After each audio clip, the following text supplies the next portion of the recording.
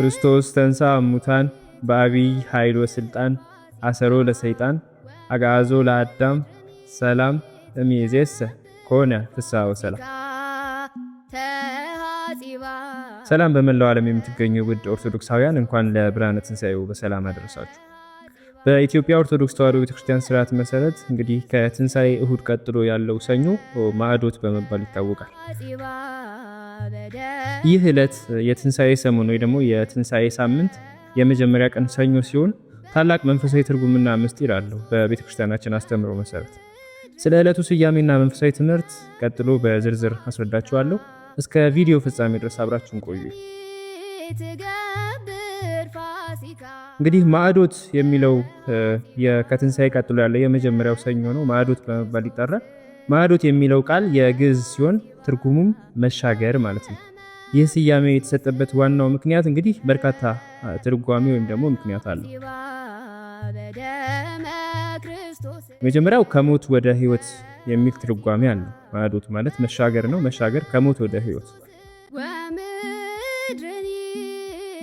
የሰው ልጅ በክርስቶስ ትንሣኤ ከሞት ወደ ሕይወት፣ ከገሃነም ወደ ገነት፣ ከጨለማ ወደ ብርሃን መሻገሩን ለማብሰር እንግዲህ የመጀመሪያው ሰኞ ማዕዶት የሚል ስያሜ ተሰጥቶታል።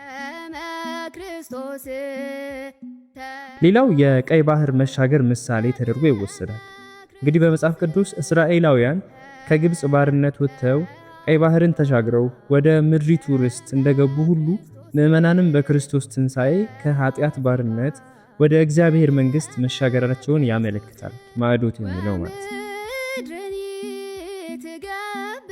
ሌላኛው ትርጓሜው የድል ጉዞ። ጌታችን መድኃኒታችን ኢየሱስ ክርስቶስ በትንሣኤው ሞትን ድል አድርጎ ተነስቷል። እንደምናውቀው ማዕዶት ይህ ድል በሰፊው የምናሰላስልበት ቀን ነው። ነቢዩ ሙሴ እስራኤላውያንን ከባርነት አውጥቶ ባህሩን እንዳሻገራቸው እውነተኛው ሙሴ ኢየሱስ ክርስቶስ ደግሞ በትንሣኤው እኛን ወደ ዘላቂ ሰላም አሻግሮናል። ስለዚህ ይህንን የሚገልጽልናል፣ የድል ጉዞን ይገልጻል ማለት ነው። ሌላኛው የባህሪ መለወጥ ይገልጻል። በዚህ ዕለት የሚሰጠው ትምህርት እንግዲህ የሰው ልጅ ባህሪ መታደሱን በደንብ ያጎላል። አዳም በኃጢአት ምክንያት አጥቶት የነበረው ልጅነት በክርስቶስ ትንሣኤ ተመልሶለታል። ስለዚህ መሻገር ሲባል በቦታ ብቻ ሳይሆን በባህሪና በሕይወት ደረጃም ጭምር መሆኑ ማዕዶት የሚለው ይገልጻል ማለት ነው። ሌላኛው የደስታ ሳምንት ወይ ደግሞ ሰሙነ ፋሲካ ነው።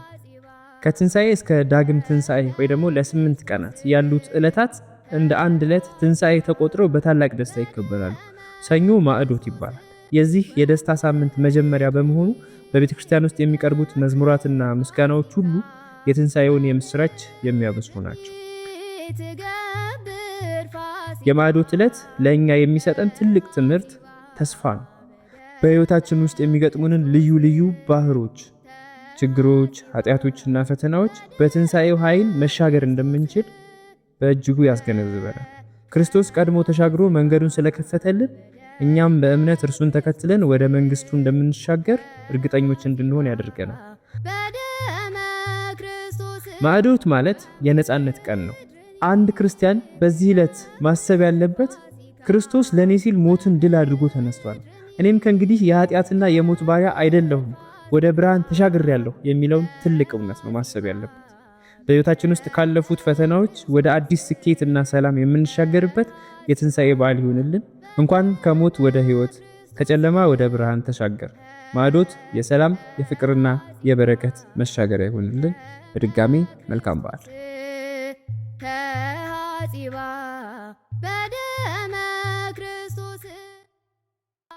በኢትዮጵያ ኦርቶዶክስ ተዋሕዶ ቤተክርስቲያን ስርዓት መሰረት እንግዲህ ከትንሣኤ እሁድ ቀጥሎ ያለው ሰኞ ማዕዶት በመባል ይታወቃል። ይህ ዕለት የትንሣኤ ሰሞን ወይ ደግሞ የትንሣኤ ሳምንት የመጀመሪያ ቀን ሰኞ ሲሆን ታላቅ መንፈሳዊ ትርጉምና ምስጢር አለው በቤተክርስቲያናችን አስተምሮ መሰረት። ስለ ዕለቱ ስያሜና መንፈሳዊ ትምህርት ቀጥሎ በዝርዝር አስረዳችኋለሁ።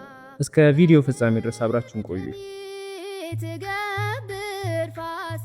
እንግዲህ ማዕዶት የሚለው ከትንሣኤ ቀጥሎ ያለው የመጀመሪያው ሰኞ ነው። ማዕዶት በመባል ይጠራል።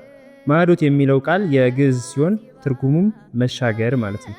ይህ ስያሜ የተሰጠበት ዋናው ምክንያት እንግዲህ በርካታ ትርጓሜ ወይም ደግሞ ምክንያት አለው። መጀመሪያው ከሞት ወደ ህይወት የሚል ትርጓሜ አለው። ማዕዶት ማለት መሻገር ነው። መሻገር ከሞት ወደ ህይወት።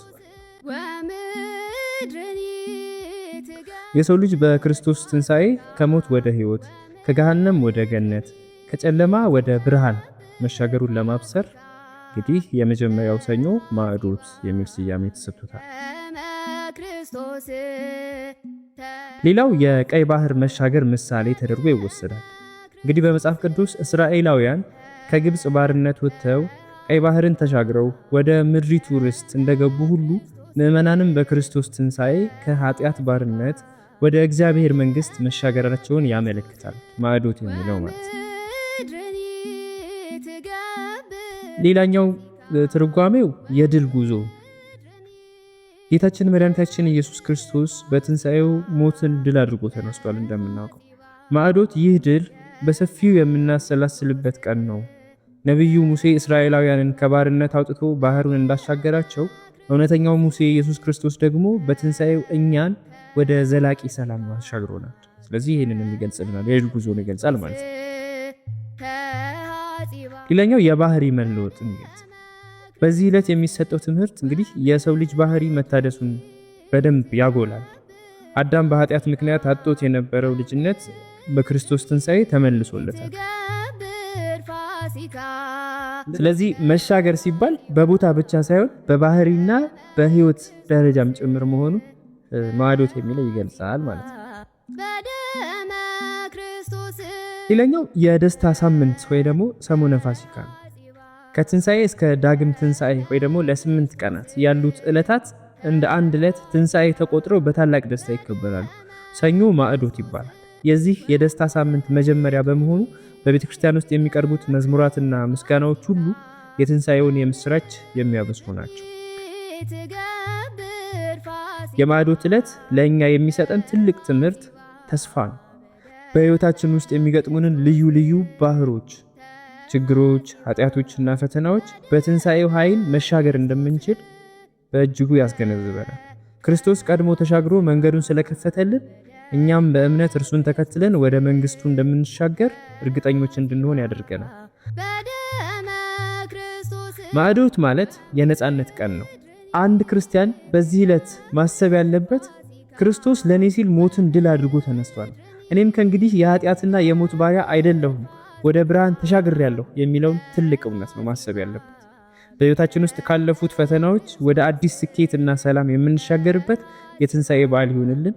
እንኳን ከሞት ወደ ሕይወት ከጨለማ ወደ ብርሃን ተሻገር። ማዕዶት የሰላም የፍቅርና የበረከት መሻገሪያ ይሁንልን። በድጋሚ መልካም በዓል።